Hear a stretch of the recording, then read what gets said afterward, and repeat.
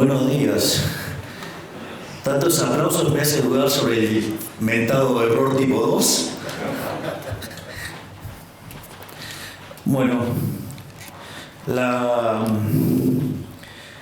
charla que voy a dar hoy es sobre la herencia, lo que hicimos y lo más importante, cómo la vemos de cara al futuro y cuáles son las posibilidades que hay en esta perspectiva.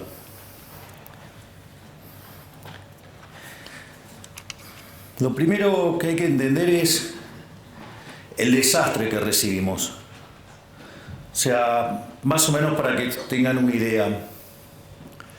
Cuando una economía tiene déficit gemelos por 4 puntos del PBI, eso es una alerta amarilla. 8 es alerta roja y se van a dar una piña de lo lindo. Bueno, nosotros recibimos de herencia 17 puntos del PBI de déficit gemelos. Así es que se darán una idea del tamaño de desafío que teníamos. Esos déficit gemelos tenían un déficit fiscal consolidado de 15 puntos del PBI, donde 5 correspondían al Tesoro Nacional y 10 al Banco Central. Donde, como si eso fuera poco, la posición de las LELIQs, que podían ser en 30, 60, 90, 120, 180, 150 y 180 días, la habían pasado todas a pases a un día. Esto quiere decir que al momento en que asumimos, se podría haber cuadruplicado la base monetaria en un día. Digo, para tener órdenes de magnitudes de las dificultades con las que nos encontrábamos. Al mismo tiempo, en materia de dinámica de precios, al existir un tipo de cambio controlado, con una brecha tan grande, la contracara es que existe lo que técnicamente se llama money overhang o sobrante monetario. La magnitud del sobrante monetario en ese momento básicamente era similar a la que teníamos en la previa del Rodrigazo de 1975, lo cual implicó en aquel momento, cuando se quedó el país sin reservas y tuvo que forzosamente devaluar, sextuplicar la tasa de inflación. De hecho, pasó de 30 a 180%. Habíamos tenido una experiencia similar en el año 59, también de similar magnitud, y también había implicado una sextuplicación de la tasa de inflación. En aquel momento pasó de 20 a 120. Por lo tanto, si nosotros teníamos una inflación que básicamente venía viajando el 200%, eso implicaba que la tasa de inflación se fuera a niveles del 1200%. Además, si contemplamos que podíamos estar triplicando la base, digamos, incrementando 3 veces la base, eso implicaba llevar la inflación a 3600% anual.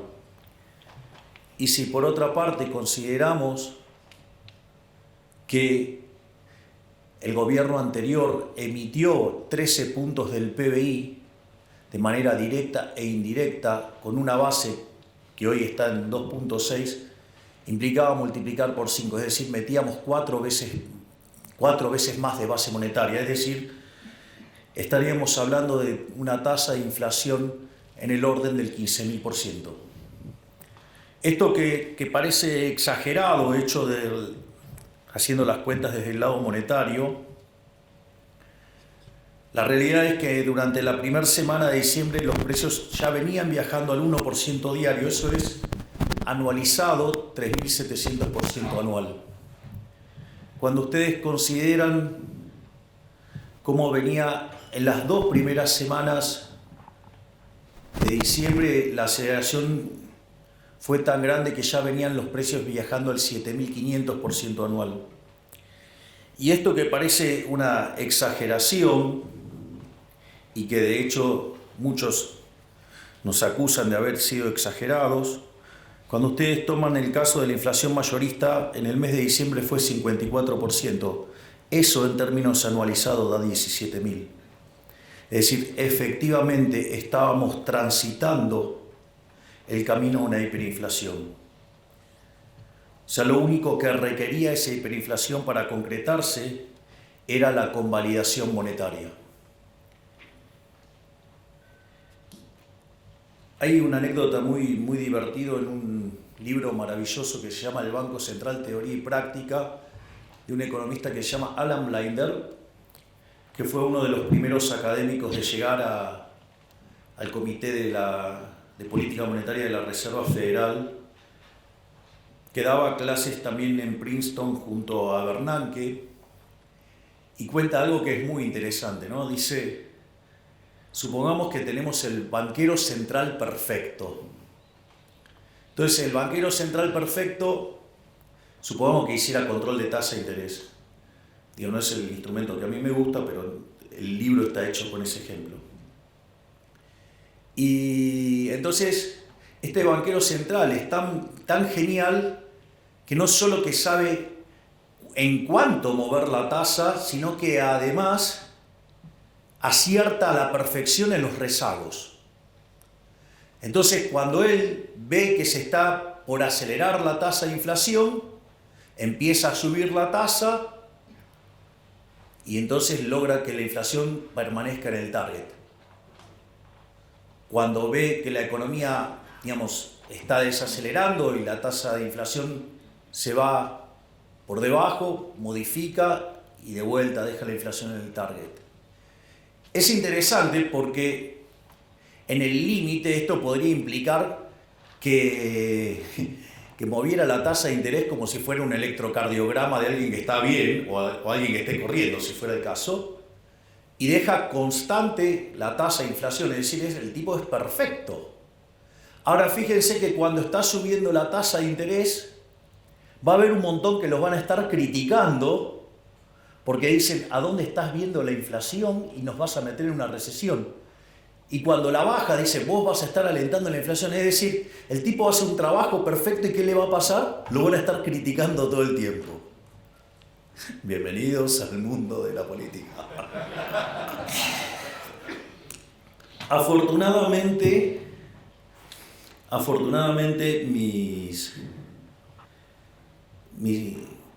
mi trabajo estudiando la Torá junto a mi queridísimo rabino Axel Banish, que ahora tenemos la fortuna de tenerlo como embajador en Israel, una de las cosas que me contaba era que ya, digamos, habiendo salido de Egipto, cada vez que Moisés se levantaba tarde, lo criticaban que estaba haraganeando. Si se levantaba temprano, decían que estaba peleado con la mujer, y si se levantaba en el horario, era porque no tenía nada que hacer. Es decir, no importa lo que hagan, los van a criticar igual. O sea, eso, digamos, es bastante tranquilizador al momento de iniciar la gestión, digo, porque si lo criticaban a Moisés, entonces a mí me pueden decir de todo y lo tengo más que bien merecido. Así que en ese sentido, pero es bueno saber porque ahora, digamos, hay un montón que dicen, nunca hubo hiperinflación. ¿No? Digamos, se olvidan que en el medio, digamos, ahora lo voy a describir, pero llevamos un ajuste de 13 puntos del PBI, el más grande en la historia de la humanidad. Pero bueno, es la vida. La otra parte era el desequilibrio cambiario. Es decir, la relación entre el paralelo y el oficial era 3-1. Por lo tanto, digo, la situación estaba bastante complicada. Acá hay algo interesante, que me voy a adelantar a la parte de las críticas que nos hacen. Digo, porque ahora, que no, que hay que subir el tipo de cambio y todas esas cosas. Yo me acuerdo que estábamos en el Hotel Libertador, estaba con el equipo de Toto, y el consenso de mercado era que teníamos que llevar el tipo de cambio a 600.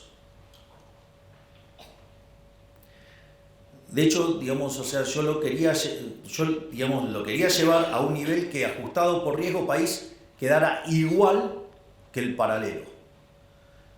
Eso tiene una justificación técnica para tratar de eliminar el exceso de demanda. y que el impacto en actividad sea lo menos posible. Digo, me causa gracia porque esos mismos, digamos, que se quejan de que ahora el tipo de cambio está atrasado, decían que tenía que ser 600 y la hipótesis de inflación que tenían es mucho más alta que la que estamos viviendo. Digo, no les cierra el modelo, muchachos. Es decir, lo que digo es, ojo con esos economistas porque no les cierra el modelo. Es decir, me decían que el tipo de cambio tenía que ser 600, que estábamos locos en ponerlo en 800 y la hipótesis de inflación que tenían era más alta que la que estamos teniendo en la realidad. Digo, no les cierra el modelo, yo solamente lo menciono. Después teníamos un problemita menor que se llamaba reservas internacionales netas. Estábamos 11.500 millones de dólares abajo. Teníamos otro problemita también, no blanqueado, que todos sabíamos que existía, que se llamaba el CIRA, que en realidad eran 60.000 millones de dólares, pero que cuando pedimos que se blanqueara y que se acercaran, evidentemente había una parte que sabía que estaba haciendo cosas no lícitas y se blanquearon 45.000 millones. Otro problema más que teníamos es que teníamos vencimientos en moneda extranjera por 25.000 millones de dólares, concentrados principalmente en multilaterales, y teníamos el acuerdo con el Fondo Monetario caído. Por lo tanto, teníamos un problema enorme, con esos 25.000 millones de dólares. Y la verdad que como si todo esto fuera poco, teníamos vencimientos en pesos por el equivalente de 90.000 millones de dólares. Entonces, si ustedes contemplan el desequilibrio que teníamos en el plano monetario, que era peor que el de la previa del Rodrigazo, una situación patrimonial del Banco Central muchísimo peor que la que teníamos en la previa de la hiperinflación del 89, y que además teníamos indicadores sociales peores que los que teníamos en el 2001, verdaderamente estábamos frente a la madre de todos los males, porque teníamos todas las peores crisis, las teníamos todas juntas. Ahora, esto es para llorar. Miren, la verdad no. Porque la única forma en que podría llegar a haber un gobierno liberal libertario en un país que arrastra 100 años de socialismo era en el medio de un desastre. La única forma que esto podía ocurrir era esto. Era una carambola a tres bandas. Y la fuerza del cielo lo permitieron. Y como si todo esto fuera poco, en realidad la actividad económica venía cayendo y tuvo un repunte, en el... Bien, Cristiano, esa es la gorra. Es más, tengo versión hasta en hebreo de la misma.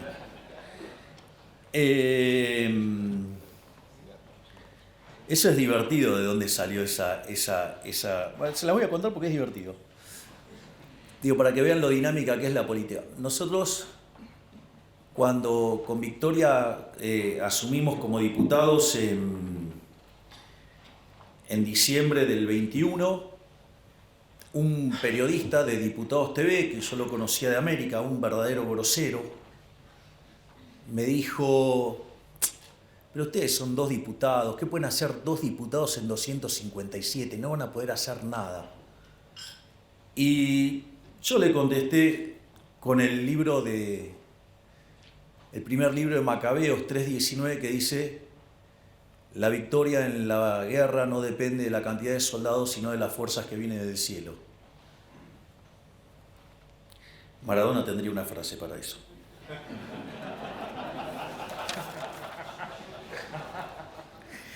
Bien. Naturalmente, frente a este desastre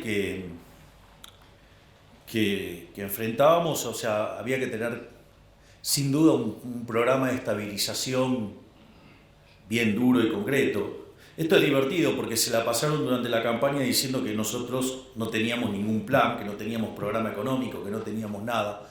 Se nos dijeron un montón de cosas.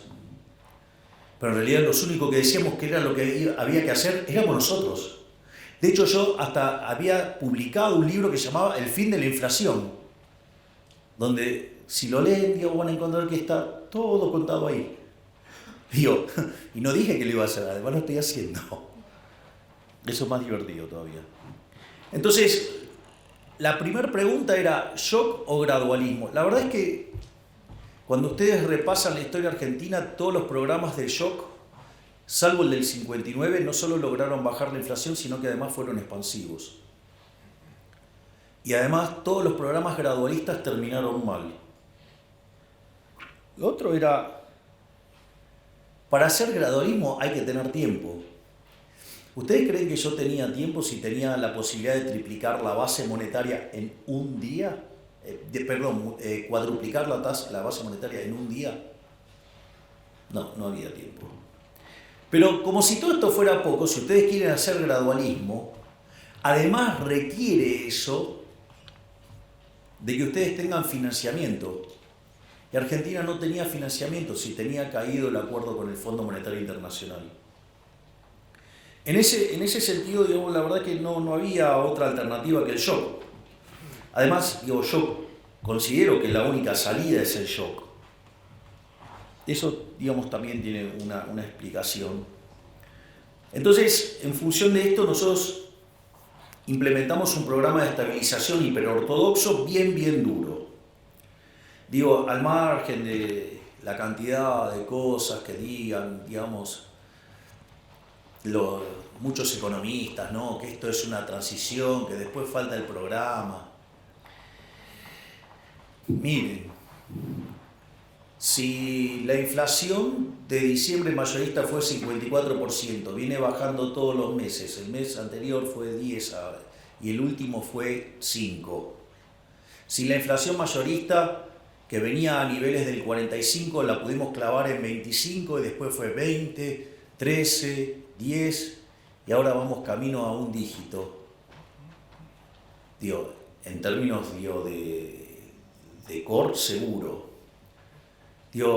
Deberían ser más respetuosos. Claramente que hay un plan de estabilización para bajar la tasa de inflación. Que no la vean no es mi culpa. Un programa de estabilización esencialmente tiene 3 elementos. Tiene una política fiscal.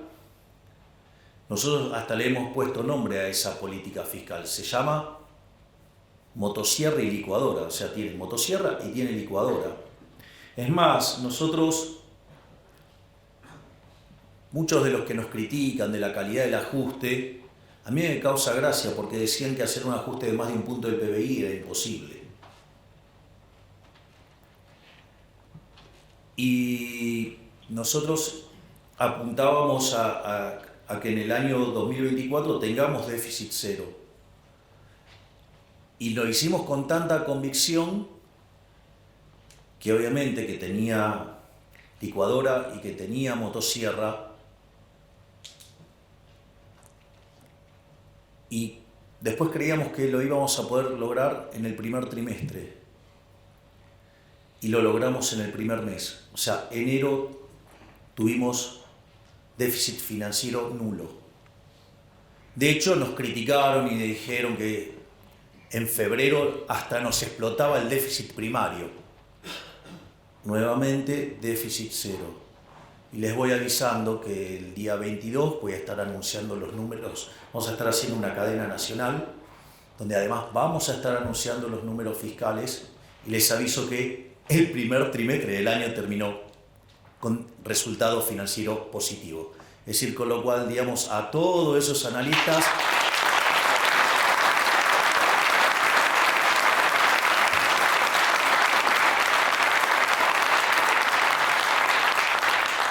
es decir, a todos esos analistas que dicen que nos va a explotar el déficit y todo eso, les dedico el aplauso que ustedes tuvieron recién o nuevamente la frase de Maradona. El otro elemento es el tema de la política monetaria. El tema de la política monetaria, básicamente el Banco Central está quebrado. Entonces la pregunta es, ¿cómo se resuelve la quiebra del Banco Central? Es decir, porque esta es la clave. La quiebra de un banco central se resuelve licuando sus pasivos. O sea, con el tamaño del problema argentino implicaba un nivel de precios estratosférico hasta que licuaran tanto los pasivos que el patrimonio neto por lo menos quedara nulo. ¿Hasta ahí vamos?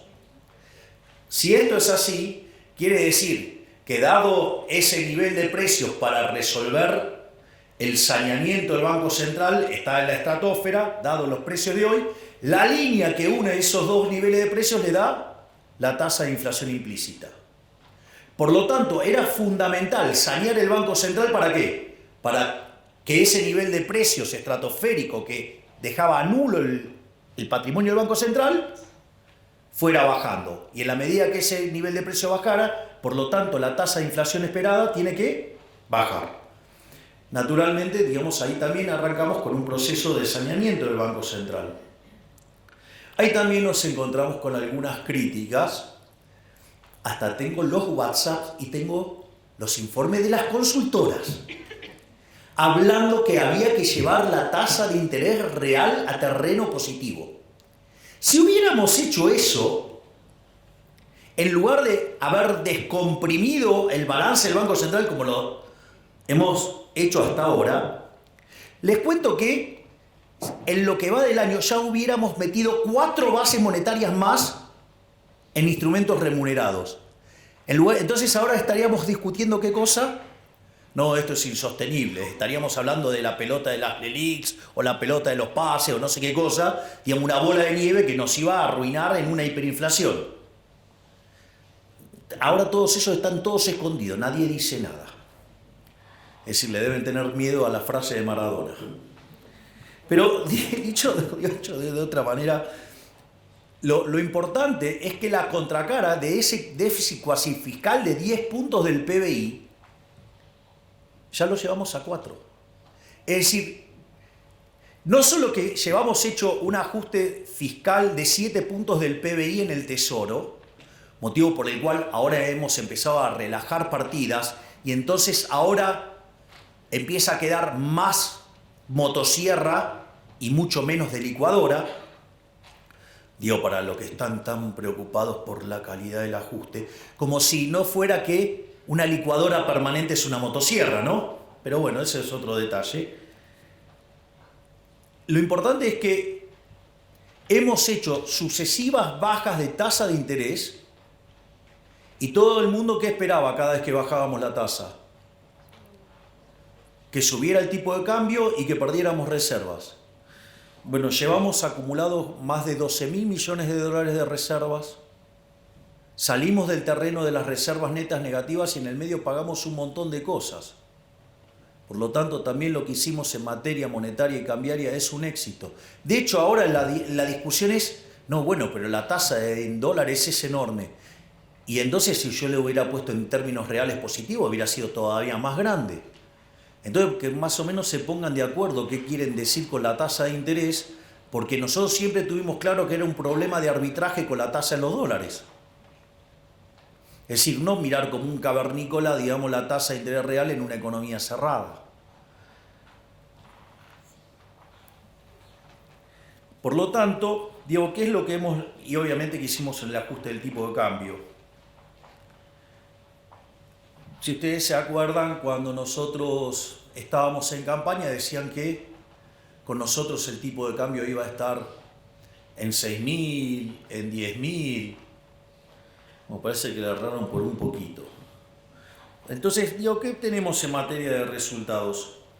No solo que hemos logrado el déficit cero, sino que nos hemos pasado un poco. Digamos, en lugar de hacer un ajuste de 5 puntos del PBI, hicimos uno de 7. Eso lo pueden ver en un trabajo que hizo Nadine Argañadás, que de hecho lo circuló por Twitter. Y además bajamos el cuasi fiscal en 6 puntos, o sea que hicimos un ajuste de 13 puntos del PBI. Es decir, acabamos de hacer el ajuste fiscal más grande en la historia de la humanidad, porque además encima lo hicimos en 3 meses. Es Sí, esto es importante, digo, pero eso es justamente lo que permitió evitar la hiperinflación. Además, una de las características que tiene el tema del déficit cero y que es muy importante es lo siguiente: cuando ustedes tienen déficit financiero nulo, significa que la deuda no sube. Si la deuda no sube, la relación deuda-producto no sube. Por lo tanto, ustedes están en un sendero sostenible, es decir, ustedes pasan a ser solventes. Y si ustedes pasan a ser solventes, el precio de los bonos tiene que subir. Y de hecho, de $18 que estaban cuando nosotros asumimos, hoy están cerca de 60. Y el riesgo país, que estaba en 2.900, hoy está en 1.200. Y si logramos bajar 200 puntos básicos más el riesgo país, ya podemos ingresar a los mercados de deuda. Este ajuste fue tan fuerte y tan positivo la forma en que lo hicimos, que además, cuando fuimos a negociarlo al fondo, mientras que todos los analistas decían que nuestro programa era inconsistente y que una revisión del fondo con programas caídos, como el caso argentino, demandan como 3 meses, nosotros sacamos el acuerdo en un fin de semana. Se imaginarán cuál es la frase. Y obviamente que esto se está traduciendo en la baja de la tasa de inflación, porque, como les decía, la inflación de mayorista, que es la que se anticipa, estaba en 54%, es decir, el equivalente del 17.000% anual, y hoy está en 5%.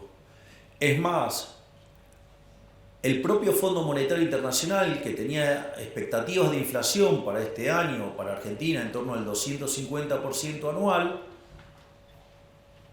la bajó a 150. Bajarla a 150 significa que de hoy para adelante está esperando que en promedio la inflación sea del 5,5. Pero como ese proceso no es lineal, quiere decir que vamos a un dígito bajo hacia diciembre. Es decir, que lo estamos logrando. Naturalmente hay un montón de críticas. Lo que pasa es que las críticas, a mí me parece que se tendría que hacer, entendiendo el modelo que uno tiene en la cabeza. O sea, yo, por ejemplo, no sé, cuando dicen programa integral, ¿no? Entonces dice políticas sectoriales dentro del programa dentro del programa. Miren, yo no soy Leontiev, no sé si soy claro. Es decir, yo no les voy a hacer el plan quinquenal. Yo no creo en eso. Yo no creo en una economía dirigista. Yo soy liberal libertario. Yo me voy a ocupar de arreglar la macro. La micro la tienen que arreglar ustedes. ¿Qué tengo que estar haciendo yo con la micro? Ya bastante con las estupideces que venimos haciendo hace 100 años, que hacemos cualquier desastre macro y después vienen los políticos eligiendo los ganadores. Lo cual además es una fuente de corrupción enorme. Por lo tanto, ¿cuál es la regla de un liberal en esto? Don't pick the winners. Yo me voy a encargar de estabilizar la economía, de bajar la inflación, de generar las condiciones para que la economía vuelva a crecer. El resto es todo de ustedes. Es decir, el que mejor esto lo explica es Claudio Suchovicki. Tiene un ejemplo fabuloso. Milei se va a ocupar de la inflación, sí. Se va a ocupar del déficit fiscal, sí. Se va a ocupar de la cuestión cambiaria, sí. Se va a ocupar de limpiar el balance del Banco Central, sí. ¿Se va a encargar de su negocio de pizzería? No. Usted tiene 2 pizzerías, una le va bien, otra le va mal. Tiene el mismo contexto internacional, tiene la misma macro. Yo no me voy a ocupar de la pizzería, eso es un problema micro, eso lo tienen que resolver ustedes. ¿Qué tengo que estar haciendo yo metiéndome en el negocio de cada uno de ustedes? No se puede ser tan fatalmente arrogante.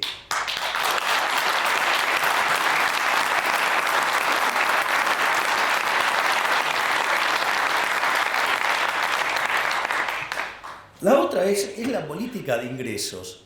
Entonces, claro, ¿pero qué es la política de ingresos? Tocar el precio de tal cosa, el precio de tal otra, el precio de tal otra, el precio, la tasa de interés, los salarios. ¡Ey! Hola. Soy liberal libertario, yo creo en el sistema de precios. Es decir, creo en el sistema de precios. Entiendo que puedo tener un problema transitorio porque estoy pasando de una economía hipersocialista, Digo, tengo 100 años de socialismo y entonces estamos haciendo una reforma pro mercado. Hay un montón de desequilibrios de inicio, más el problema adicional que tenemos que evitar una hiper, entonces estamos corrigiendo precios relativos en un contexto de alta inflación. Entonces, y con algunos problemas de base y con algunos problemas de violentar la propiedad privada antes, entonces puede ser que en algún momento, digamos, haya algunas correcciones vía defensa de la competencia. Digo, todos se están entendiendo de lo que les estoy hablando. Digo, pero salvo cosas así puntuales y que son propias de la transición, esas cosas no van a existir nunca más. Pero antes ustedes tienen que estabilizar la economía y que quede claro el respeto por la propiedad privada. Y no, digamos, que alguien utilizando recursos del Estado vaya tomando posiciones y genere una posición dominante a partir de la estafa del Estado. Y después generar movimientos políticos tocándole a un segmento etario donde hay una gran proporción de votantes. Digo, bienvenido al mundo de la política, es la basura que les estoy describiendo. El tema de la tasa de interés ya lo hablamos. El tema de la sostenibilidad del ajuste, digamos, también hablamos del tema de cada vez queda más la motosierra, queda menos de la licuadora. Digo, el mejor ejemplo es lo que estamos haciendo en materia de jubilaciones. Si hubiéramos dejado las cosas como venían, los jubilados hubieran perdido 2 puntos del PBI, con lo que estamos haciendo solo van a perder medio punto, es decir, le estamos devolviendo 1,5 puntos. Y naturalmente la discusión del tipo de cambio. La discusión del tipo de cambio es bastante ridícula. No, porque hay que hacer subir el tipo de cambio. ¿Por qué? Digo, porque si hoy no hay brecha, si no hay brecha, ¿por qué tengo que estar haciendo tocar el tipo de cambio? Es decir, ¿por qué no me gusta el tipo de cambio de mercado? Lo primero que tienen que entender que el análisis ese del tipo de cambio real, lo voy a decir en latín, diría el profe de Pablo, es una pelotudez. Porque agarran y toman una serie del tipo de cambio real. La pregunta es, ¿cuál es el año de referencia? Digo, que alguien me explique por qué toma el determinado año de referencia sobre el que calcula el promedio. Digo, que explique eso. No, eso no lo explican. No solo eso, cuando ustedes se fijan, hay momentos donde el tipo de cambio real queda muy depreciado y hay momentos que queda muy apreciado. Por lo tanto, digamos, algo que tiene ese nivel de volatilidad, calcular el promedio les diría que es otra estupidez del tamaño de una casa. Pero como si todo eso fuera poco, en el momento que ustedes, no sé, calculen un promedio y en algún momento, digamos, el tipo de cambio va a pasar por ahí, tomen ese año. Ustedes podrían decir que en ese año ustedes pueden replicar las condiciones de oferta y demanda de todos los bienes pasados, presentes y futuros que afectaron a la determinación de ese conjunto de precios relativos en Argentina y en el mundo todo en simultáneo, y como si en el medio no hubiera cambiado ni siquiera la composición de oferta de bienes. ¿Y ustedes se dan cuenta del disparate que es hacer eso? Como dice el profe de Pablo, eso es hacer aritmética, eso no es economía. Entonces digo, cuando vienen, le hablan del tipo de cambio real, que esto, que el otro, digo, o sea, ustedes se dan cuenta de la arrogancia que implica, porque implica conocer el vector de precios relativos, pero no solo ahora de Argentina, sino también de todo el mundo. Y entonces ustedes deberían conocer las preferencias, la tecnología y las dotaciones, no solo, digo, presentes, sino futuras, y no solo de Argentina, sino también de todo el mundo. Ustedes se dan cuenta. O sea, y ustedes para tomar una acción de política y para que eso funcionara, ustedes deberían ser omniscientes, omnipresentes y omnipotentes. O sea, deberían ser Dios. Digo, ¿por qué carajo creen que Hayek le puso La fatal arrogancia a ese libro? Porque es un poquito, digamos, pretencioso, ¿no? Es decir, bueno, el que levanta la manito así, digamos, se cree que está en esa condición. Digo, un día de esto le voy a decir tráeme un café, porque digo, o sea, pero bueno, nada, ya saben de quién estoy hablando. Bueno, son cosas que pasan. Entonces, esto es todo lo que tiene que ver con la parte de estabilización. Ahora, obviamente, no es todo estabilización, o sea, en algún momento tenemos que empezar a crecer. Entonces, para empezar a crecer ahí entra a jugar un rol importante las reformas estructurales. Entonces, pero hay una cosa muy importante que es entender la naturaleza de las reformas estructurales. Esto lo explicó Toto de una manera magistral cuando hizo el primer discurso sobre las características del programa. En ese discurso, él lo explicó a la perfección y es, si ustedes se fijan, todo el entramado regulatorio y de restricciones y todas las porquerías que tenemos y el entramado legal son consecuencias de ir sobre los efectos y no sobre las causas. Es decir, la causa del problema es siempre la misma. Ustedes toman los últimos 123 años de historia argentina, Argentina tuvo déficit fiscal durante 113. Ustedes, Argentina, desde el año 1901 hasta hoy tuvo 22 crisis. 20 tienen origen fiscal, que tienen o déficit fiscal alto o extravagantemente alto. Por lo tanto, el problema central es el déficit fiscal. Entonces, por ejemplo, no sé, ustedes tienen déficit fiscal, lo financian con emisión monetaria. Entonces, ¿qué es lo que pasa? En algún momento se le deteriora, o sea, entonces sostienen el tipo de cambio, ¿no? Entonces tratan de anclar con el tipo de cambio. Cuando ustedes hacen eso, ¿qué les pasa? Pierden reservas. Entonces aparece la ley penal cambiaria, ¿para qué? Para que ustedes no puedan comprar dólares. En lugar de arreglar la causa, que es el déficit fiscal, como los políticos no quieren tocar la de ellos, ayer quedó bien claro eso, que la de ellos no se toca, Macri diría, la mía está. Ayer fue un claro ejemplo, la mía está. Por suerte los argentinos están reaccionando. Entonces, en ese contexto, ustedes se encuentran con esa situación. O por ejemplo, financian el déficit con emisión monetaria, generan deuda. Emisión monetaria, generan inflación. Entonces empieza a haber inflación. ¿Qué hacen? Controles de precios. Ejemplo, la ley de góndolas. ¿Sí? Ahora, ¿qué pasa cuando ustedes controlan precios? Aparece el desabastecimiento. Entonces, ¿cómo contesta la política? Con la ley de desabastecimiento. Es decir, se le van los dólares, entonces ponen controles de capitales. Y entonces el que fuga, es un delincuente. Es un héroe. El que fuga es un héroe. Logró escaparse de la garra del Estado. No, ustedes se ríen, pero yo lo veo así.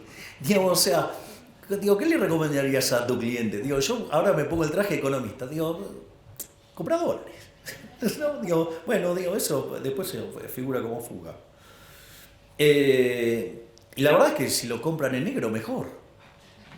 Porque así no tienen que pagar un montón de impuestos estúpidos que hay. ¿Todo para qué? Para financiar a los que se levantan la manito y a la que le hace de querusa, para financiar a esos inútiles.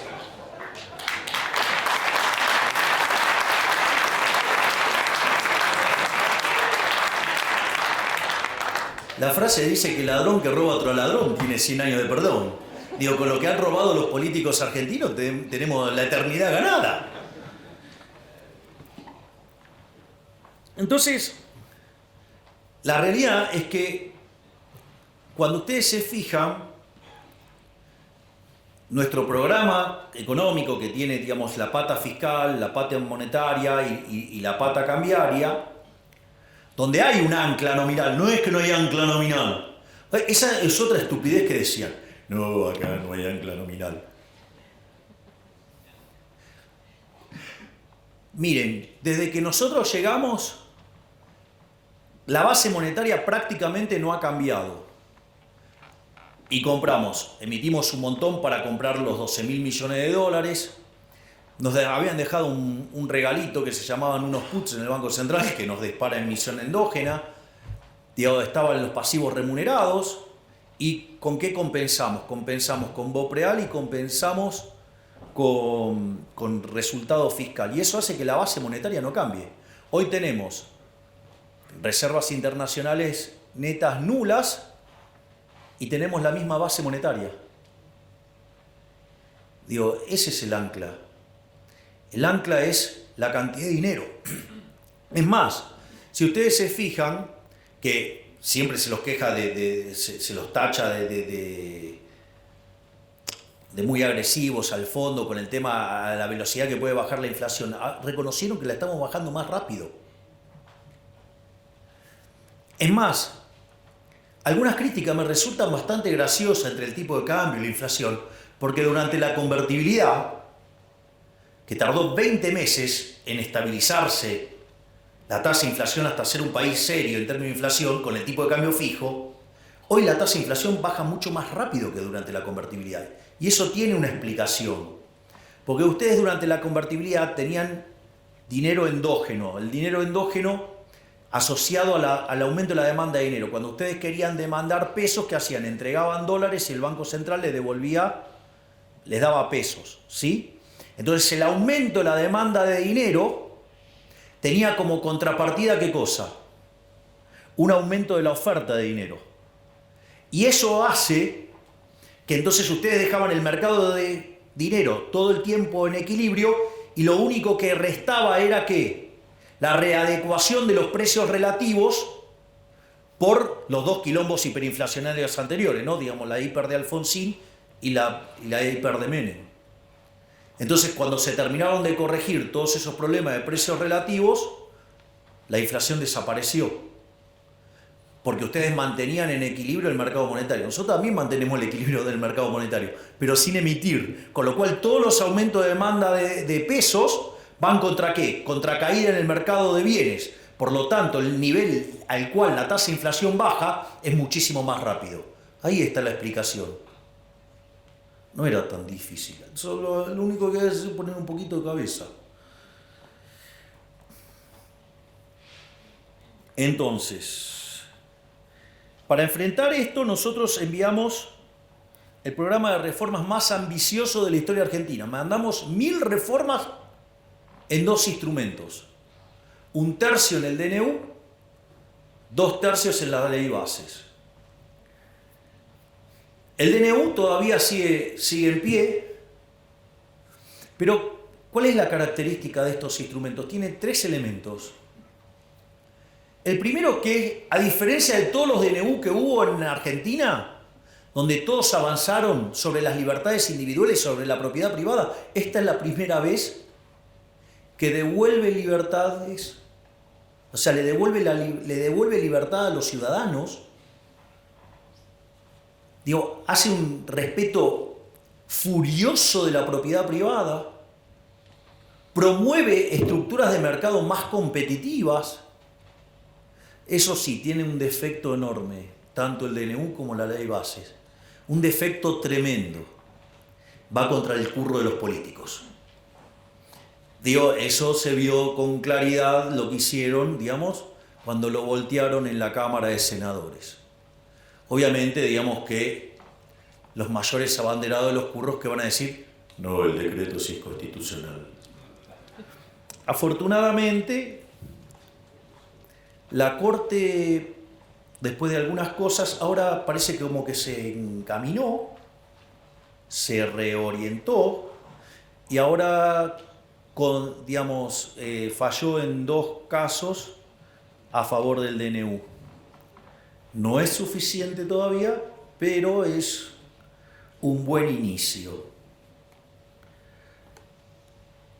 En cuanto a la ley base también tiene los mismos conceptos, pero eran cosas que no podían salir por decreto, sino que tenían que pasar por el Congreso por el tipo de cosas que implicaba.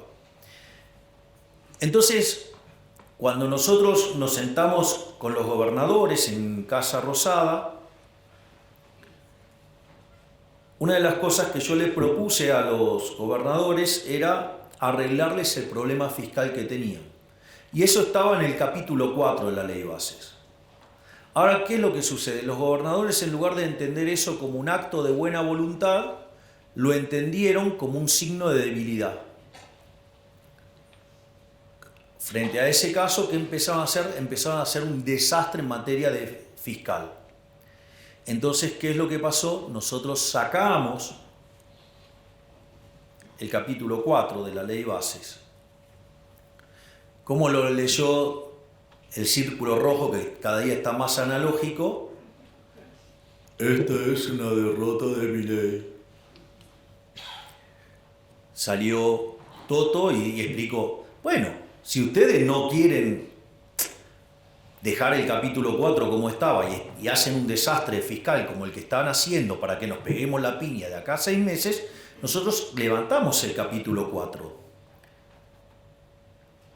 Pero si nosotros levantamos el capítulo 4, ustedes van a terminar haciendo un ajuste fiscal más grande que el que están dispuestos a hacer. Ahora volvió la ley bases. Adivinen qué tiene. El mismo capítulo 4. ¿Quién ganó? Digo, tengan cuidado con estos muchachos que están muy analógicos, que no, parece que no entienden bien cómo funciona la política. No solo eso, sino que además, después pasó el resto de la ley bases, fue aprobada, y después la empezaron a desguazar. Qué interesante, porque los fondos fiduciarios tenían más de 20 años, se enteraron ahora que existían. Cuando digo, teníamos todos los campeones del republicanismo, de la anticorrupción y todo, digo, pero nunca pasó nada con eso. Se descubrió ahora, como todas las cosas que estamos descubriendo todo el tiempo desde el Ministerio de Capital Humano, ¿no? Donde, digamos, por ejemplo, hemos encontrado que la mitad de los que recibían fondos, digamos, los comedores no existían, eran comedores fantasma. O comedores que decían que tenían capacidad para que recibían a 500 personas, en realidad recibían 50. O los que pedían los bolsones de comida y que no querían que se dejara constancia de los DNI de los que recibían esos bolsones. O no solo eso, sino que además cuando recibían los bolsones cotizaban una calidad extra premium y cuando, no sé, ustedes ponían los fideos se deshacían al momento de tirarlo al agua. Miren todas las cosas que hemos encontrado. O el pochoclero que me llamaba Semana Santa, se cae entre marzo y abril. Claro, porque estaba esperando que entre marzo y abril le pudiera llegar a entrar la causa de los guardapolvos a la mujer. Interesante todo lo que estamos encontrando. Y cómo, digamos, se abusan, digamos, de los más vulnerables para esto. Es más, fíjense, uno de los grandes triunfos que nosotros tuvimos, lo primero que recibimos fue una crítica. Digo, yo recuerdo que todo el mundo se ha pasado pataleando contra el tema de los gerentes de la pobreza. Una de las cosas maravillosas que hizo la ministra Petovelo, nosotros teniendo conciencia de que la parte más complicada iba a ser entre la primera parte del año, cuando estuviera operando a full el ajuste fiscal, porque íbamos a estar generando ahorro sin contrapartida de inversión y eso iba a hacer caer la actividad económica, el empleo, los salarios reales, iba a haber más pobres y más indigentes, porque sincerar la economía no es gratis. Es decir, 20 años de populismo no es gratis. O sea, sobre el final del gobierno de Menem, digamos, el salario promedio era de $1.800. Ustedes lo ajustan a hoy, son $3.000. Cuando nosotros asumimos estaba en 300. Es decir, se había perdido 90% de los ingresos en dólares. No es que las tarifas son caras y todas esas cosas. El problema es que somos tan miserables, tan pobres, que no podemos pagar ni siquiera las subsidiadas. Es decir, el problema no es un problema de cuánto está la tarifa, el problema es de cómo nos destruyeron los ingresos los populistas. Pero, digamos, se la pasaban haciendo gala de keynesianismo. No, hay que consumir. Claro, hay que consumir implica que ahorran menos. Si ahorran menos, invierten menos. Si invierten menos, digamos, no aumenta el stock de capital per cápita, no aumenta la productividad, no aumentan los salarios. Bienvenidos, somos pobres. Entonces, Digo, no es gratis, no es gratis, o sea, no es gratis. O sea, 20 y pico de años de populismo no es gratis. Pero, siguiendo con el tema de... Y ahí empezaron a destrozar la ley bases y bueno, la bajamos. ¿Cómo lo entendió los analógicos del Círculo Rojo? Otra derrota de Milei. Y siguen sin entender el principio de revelación, quedaron todos expuestos. Es decir, si yo soy un abanderado de que no se toque, por ejemplo, las remuneraciones, nosotros tenemos congeladas las remuneraciones desde enero, por orden mía. Lo que pasó ayer, ¿es una derrota de Milei? Es un triunfo bárbaro, digo, los vamos a arrasar en el 2025. Digo, la gente le está sacando la careta a estos delincuentes que lo único que les importa es estar en política para afanar. Es buenísimo.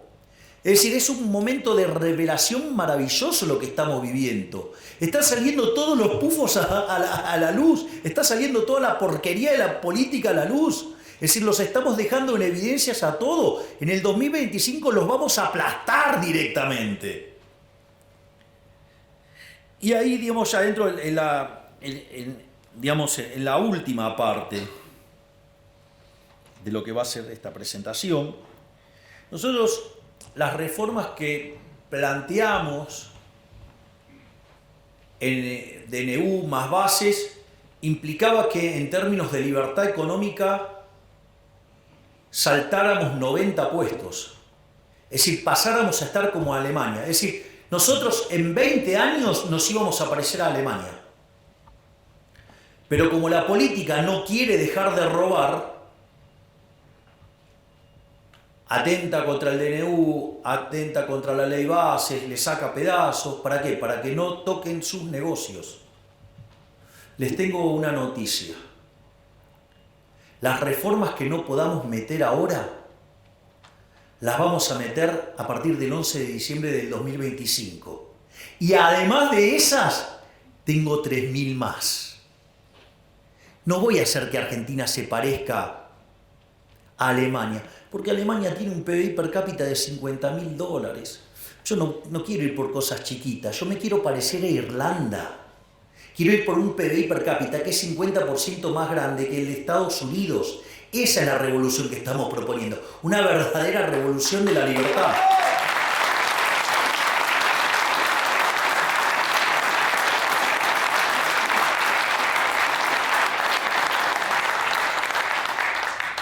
Y en ese sentido,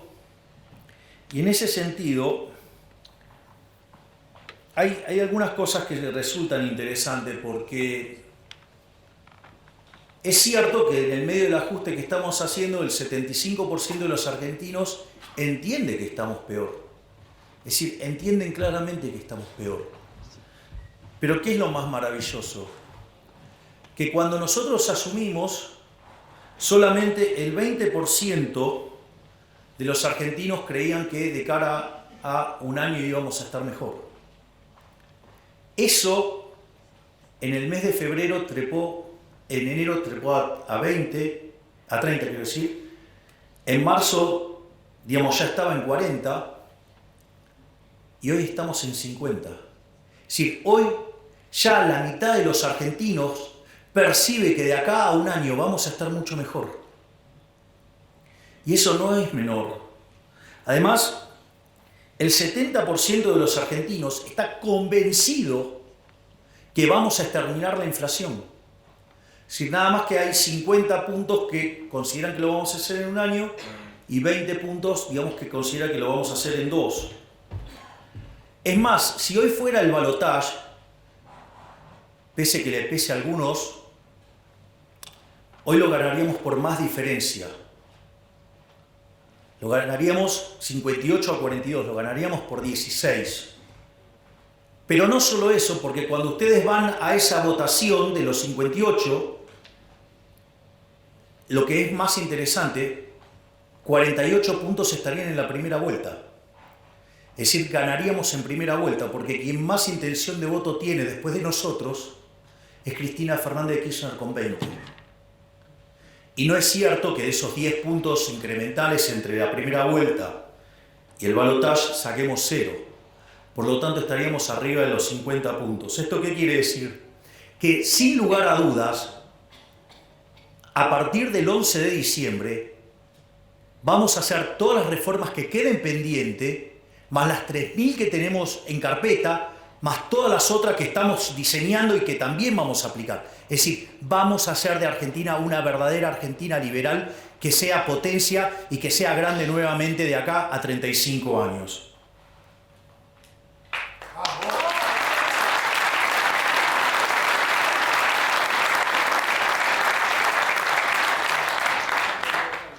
Y finalmente, digo, la pregunta es ¿cómo? ¿No? Porque digo, o sea, con solo, digo, parece casi fundamentalista, digamos, el tema de con que solo, digo, si yo le digo subimos en libertad económica va a ocurrir, o sea, digo, me pueden tener mucha estima, pero creerme tanto, digo, hasta sería peligroso, le diría. Entonces, el punto es cómo es todo el proceso. Miren, la primera parte es rebote. La primera parte es rebote. De hecho, fíjense que cada vez son más los analistas que están viendo una B corta. Esa B corta tiene, ya había aparecido un indicador que pareció raro, que para febrero el desestacionalizado de Orlando Ferrés había dado positivo. Pero claramente es un indicador, el desestacionalizado, que tiene mucha inestabilidad en la punta. Entonces, hay que tomárselo con mucho cuidado eso. No solo eso, cuando ustedes empiezan... Ahora salió el índice líder, digamos, de la Ditela, que anticipa, digamos, la evolución de la actividad y dio positivo. Cuando ustedes miran minería, viene para arriba. Cuando miran oil and gas, viene para arriba. Cuando miran el campo, viene para arriba. Es decir, cada vez tenemos más indicios de que esto está rebotando y levantando. No solo eso, sino que además ustedes tienen algunas cuestiones adicionales. Y es que donde se notaron las caídas más fuertes, digamos, el recorte se está dando en B de manera violenta. No sé, ejemplo, CAME, las ventas, digamos, pegó un rebote fuerte. No solo eso, sino, digamos, que la brutal caída del riesgo país, eso, cuando ustedes miran empíricamente, cada vez que el riesgo país se desploma, digamos, la actividad rebota fuertemente. Pero no solo eso.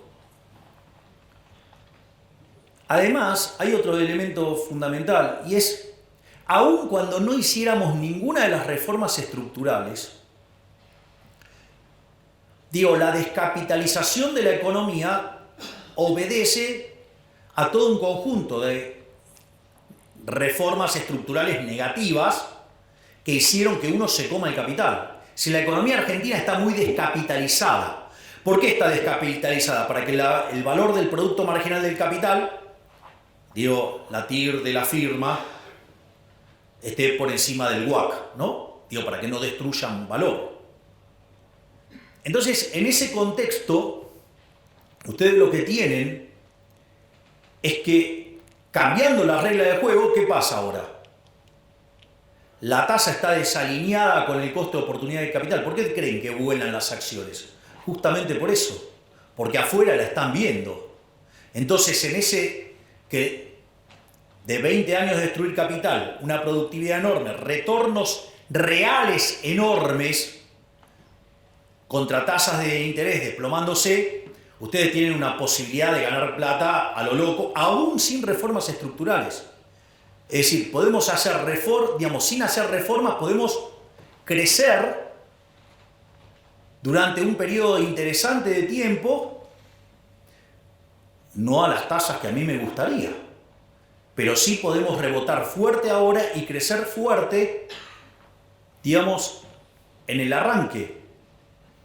Entonces vamos a llegar al 2025 con tasas de expansión muy fuertes, compuestas de rebote y de crecimiento por descapitalización y tasa de inflación cayendo. Prepárense porque vamos a arrasar. Y ahí sí vamos a tener la composición de las cámaras que necesitamos para hacer las reformas que Argentina necesita para volver a ser grande. Pero eso no es todo. Si ustedes se fijan, nosotros estamos, cuando termine todo esto, el ajuste fiscal va a ser el consolidado de 15 puntos del PBI. Es decir, va a haber 15 puntos del PBI que se los llevaba el gobierno para financiar actividades parasitarias y que ahora ese ahorro se va a transformar en inversión productiva. Y eso le va a meter a la economía por lo menos entre 4 y 5 puntos de crecimiento adicional. Entonces, digamos, nos estamos preparando para generar un verdadero, yo no diría milagro económico, porque lo único que estamos haciendo es lo que dicen los libros que hay que hacer. Pero, digamos, tenemos la cabeza tan deformada después de 100 años de lavado de cerebro en la educación pública, sea de gestión estatal o de gestión privada, tenemos tanto socialismo en sangre que, claro, cuando uno lo ve así parece un milagro. En realidad lo único que estamos haciendo es aplicar el manual. Por lo tanto, digamos, las perspectivas de crecimiento para adelante son maravillosas, porque además, por más que no tengamos todas las mayorías para hacer todas las reformas que queremos, solo para una gran parte de las reformas, digo, cuando empiecen a ver la oleada liberal, libertaria que se viene, se van a acomodar. Y eso va a permitir, digamos, que las reformas salgan mucho más fácil de lo que uno lo ve ahora. Pero esto es solo una parte de la historia. Es decir, está, digamos, yo lo que les acabo de decir es toda la configuración macro que hace que Argentina sea un excelente caso de negocios. A ver, si lo voy a poner en estos términos, si yo voy comprado en activos de larga duration en Argentina, con caída de tasa de interés, gana un montonazo, ¿sí o no? Imagínense si además son reales, con lo cual, digamos, no ajustaron, con lo cual tienen para ganar un montón, con lo cual hay una oportunidad de entrar a hacer negocios de infraestructura y de un montón de cosas para ganar un montón de plata. No solo eso, es importante también que tengan conciencia que nosotros, nuestras líneas de análisis económico tienen 3 bloques. Hay un primer bloque que es la coyuntura, es decir, ustedes ahí lo van a encontrar a Toto, lo van a encontrar a Pablo Quirno, lo van a encontrar a Santiago Bausil, son los que se ocupan de la macro, de la coyuntura. Después está la segunda línea de análisis, esto no es una cuestión de orden, es una cuestión, digo, de exposición, que es el tema de las reformas regulatorias, las reformas estructurales, la agenda de la libertad. Ustedes ahí tienen a 2 colosos, tienen a Federico Sturzenegger y al doctor Rodríguez Chirilo. Digo que son los que diseñaron las reformas estructurales para liberarnos de toda esta miseria socialista que cargamos hace 100 años. Y después está el tercer grupo, que tengo el privilegio de tenerlo acá, al queridísimo Demian Reidel, ¿sí? Que es el que se encarga, digamos, de pensar la economía del futuro. Y donde con el consejo, digamos, que él elabora, analizar y estudiar políticas para que Argentina se convierta en un país de vanguardia, un país de primer mundo, donde estemos a la vanguardia del progreso tecnológico. Si lo estamos haciendo, es decir, estamos dejando todo. Ahora, pero quiero ahora sí cerrar con algo muy importante, para que tengan claro que yo les puedo dejar todo listo, pero que la decisión final es de ustedes. Los que tienen el poder de transformar la Argentina son ustedes, no es un político.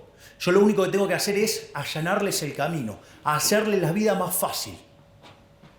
Pero los verdaderos creadores de riqueza son ustedes. Los que van a cambiar el futuro del país son ustedes. Los que van a hacer una Argentina mejor son ustedes. Los que nos van a poner de pie son ustedes. Son los empresarios, los emprendedores. No los políticos. Los políticos no crean valor, lo destruyen. Y lo que yo estoy haciendo es devolverles la libertad. Se los dije en las elecciones. El resto de los políticos, ¿qué les pide? El voto para que les den el poder, para poder transformar su vida. Y yo les dije, yo les pido el voto para poderles devolverles la libertad a ustedes y que ustedes sean los verdaderos arquitectos de su futuro. Entonces ustedes se tienen que hacer cargo de ser los héroes de esta historia. Yo les voy a allanar el camino. En la medida que Argentina además empieza a crecer, yo les voy a poner un pie encima al gasto público, tal que lo licúe en términos de PBI y empezar a devolverle la plata de los impuestos. Es decir, de acá en el futuro también va a haber mucha baja de impuestos. Y va a generar además una retroalimentación virtuosa. Entonces se los voy a contar para que tengan idea de esto. Nosotros, digamos, hoy es un día muy especial. Digamos, hoy, un día como hoy, digamos, hoy es el cumpleaños del Rebe. Y además, estamos entrando en Pesaj. Digamos, donde se recuerda la salida de Egipto. Pero esto es muy interesante, porque después de las 10 plagas que caen sobre Egipto y todo lo que pasó, Moisés lleva al pueblo hasta el Mar Rojo y le piden que lo abra. Y digamos, Moisés golpea el báculo y le dice, abrilo. Y le dice que se manden. No. Y dice, no, que lo abra y entramos. Y le decía, no. Tienen que tener fe, tienen que mandarse, tienen que entrar y cruzar. Y el agua no se abría. Y del otro lado estaban los egipcios, o sea, la esclavitud, que se los venían a llevar puestos. Y ahí, cuando Nachshon, el príncipe heredero, se lanza y cree y confía, se abren las aguas, y ahí se da la liberación final. ¿Qué quiere decir eso? Muchachos, en algún momento van a tener que poner las pelotas, van a tener que invertir, se van a tener que jugar para que se abran las aguas y seamos libres. ¡Viva la libertad, carajo!